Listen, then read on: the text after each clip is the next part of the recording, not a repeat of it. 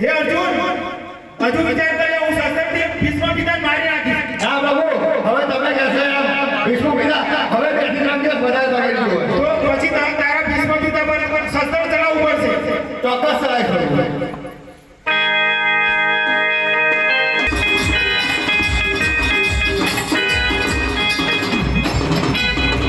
ભીષ્મ પિતાને મારવા માટે મારે શિખંડીને આગળ કરવી પડશે. તો જ ભીષ્મ પિતા શસ્ત્ર હેઠળ મૂકશે. બીજો કોઈ રસ્તો નથી. માટે શિખંડીને મારે બોલાવવું પડશે.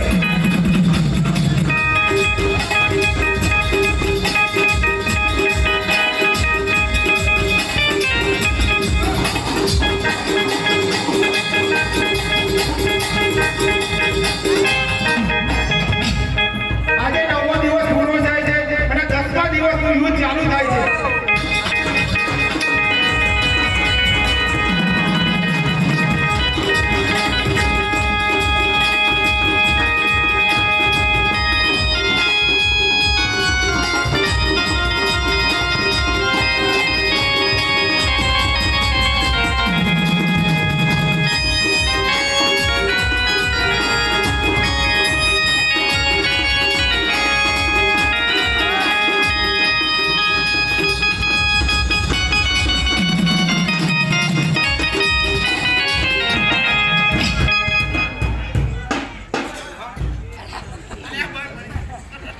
આજે ભીષ્મને મારીને